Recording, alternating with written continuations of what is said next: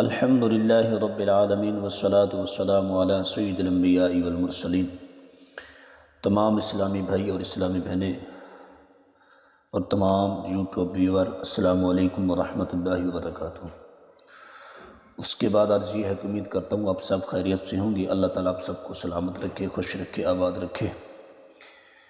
الحمدللہ میں آپ کے لیے بہت پیارا اور ہر گھر کی ضرورت کا روحانی علاج یعنی ایک وظیفہ لے کر حاضر ہوتا ہوں، اور آج بھی وظیفہ بہت ہی پیارا جو میں لے کر آپ کی بارگاہ میں حاضر ہوا ہوں۔ توجہ سے سنیے گا، انشاءاللہ بہت فائدہ ہوگا۔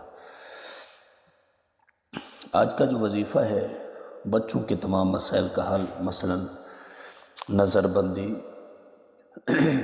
ضدی پن، ذہنی کمزوری، بیماری، باقی بھی کافی تمام مسائل ہوتے ہیں بچوں کے، اسی حوالے سے میں لے کر حاضر ہوا ہوں۔ توجہ سے سنیے گا، انشاءاللہ آپ کو بہت فائدہ ہوگا۔ آج بھی ہم نے آپ کو قرآن سے ایک روحانی علاج جو میں نے عرض کرنا ہے وہ خاص کر بچوں کے حوالے سے ہے۔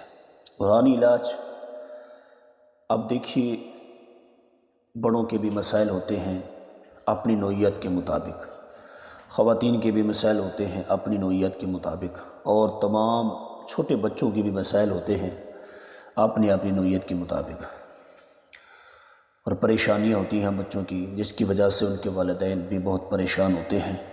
آج بچوں کا روحانی علاج میں عرض کروں گا۔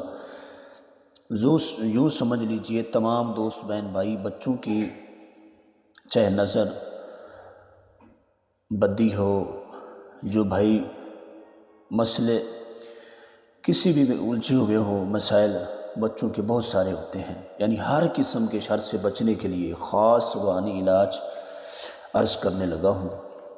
اگر بچے بیمار ہو جاتے ہیں، نظر بد لگ جاتی ہو، پڑھائی میں دلچسپی نہ ہوتی ہو، ذہنی کمزوری کا شکار ہوتے ہوں، آنکھوں کی کمزوری کا شکار ہوتے ہوں، جسمانی طور پر بچے کمزور ہو جاتے ہوں، روتے ہوں بلا وجہ، بچے پریشان کرتے ہوں،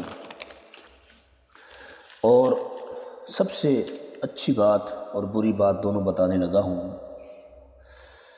اچھی بات کسی کی اصلاح کرنا ہوتا ہے، اور بری بات کوئی بندہ کسی برے کام میں پڑ جائے، بچے بری صحبت میں پڑ جاتے ہیں یا برے دوستوں کے ساتھ دوستیاں کر لیتے ہیں۔ بچوں کے حوالے سے کوئی بھی معاملات ہوں، آج ایسا وظیفہ میں عرض کرنے لگا ہوں۔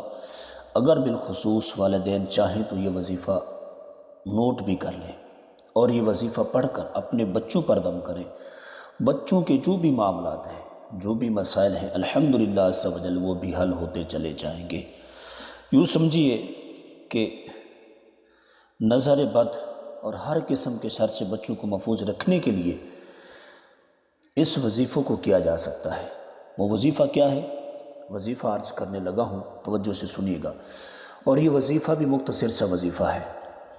4 صورتیں ہیں، نوٹ فرما لیں، یہ بالکل مختصر سا وظیفہ ہے، بمشکل 3 سے 4 منٹ وظیفہ کرنے میں لگتے ہیں۔ آپ 3 سے 4 منٹ کے اندر اندر یہ وظیفہ مکمل کر سکتے ہیں، اگر صحیح طرح تلفظ احتیاط کے ساتھ کیا جائے تو۔ کرنا کیا ہے اور کرنا کس وقت ہوتا ہے؟ صبح کے وقت سب سے پہلے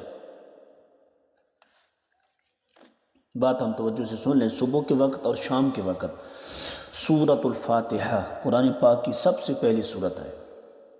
اس کو پڑھنے کے بہت بے شمار فوائد ثمرات حاصل ہوتے ہیں، میں اس کے لیے بتانے لگا ہوں۔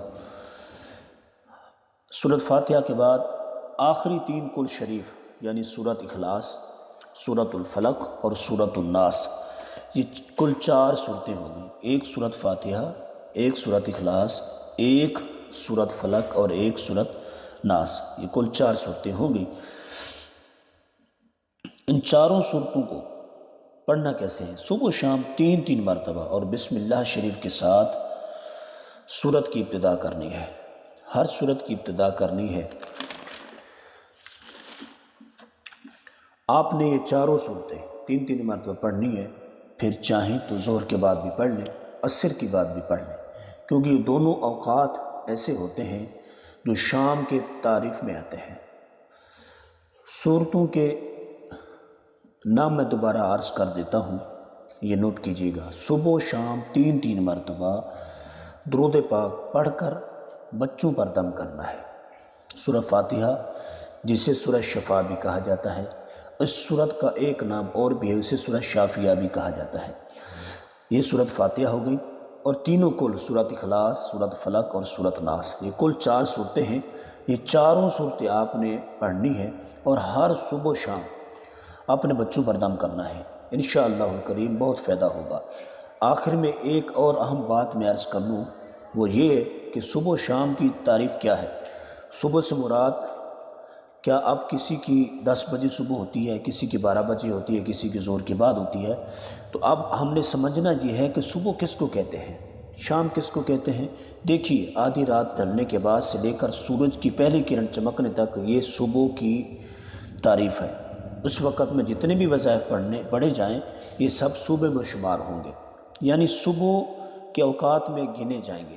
اب اس کو آسان الفاظ میں یوں سمجھیے، فجر کی نماز پڑھنے سے پہلے، یعنی جب صبح کا شام ٹائم شروع ہوتا ہے، صبح کا وقت شروع ہونے سے پہلے بھی پڑھ سکتے ہیں ان کو، نماز فجر کے بعد بھی پڑھ سکتے ہیں، لیکن سورج نکلنے سے پہلے ہم نے اس کو مکمل کرنا ہے۔ یہ صبح کا وقت ہو گیا۔ اب شام کیا ہے، اس کو بھی سمجھ لیجئے۔ ابتدائی وقت ظہر سے، یعنی جب ظہر کا وقت شروع ہوتا ہے، اس سے لے کر غروب آفتاب سے پہلے تک آپ نے یہ وظیفہ کرنا ہے۔ اب اس پورے وظیفے میں، پورے وقت میں جو وظیفہ پڑھیں گے، اس کو شام میں پڑھنا کہیں گے۔ اب اس کو آسان الفاظ سے یوں سمجھ لیجئے کہ ظہر کے بعد بھی اس کو پڑھ سکتے ہیں، عصر کے بعد بھی پڑھ سکتے ہیں، لیکن اس کو غروب آفتاب سے پہلے یہ وظیفہ کرنا ہے۔ آپ اس پورے وقت میں جو وظیفہ پڑھیں گے، اس کو شام میں پڑھنا کہیں گے۔ اب اس کو آسان الفاظ میں یوں سمجھ لیجئے کہ ظہر کے بعد بھی اس کو پڑھ سکتے ہیں، عصر کے بعد بھی آپ پڑھ سکتے ہیں، لیکن اس کو غروب آفتاب سے پہلے پڑھنا ہے۔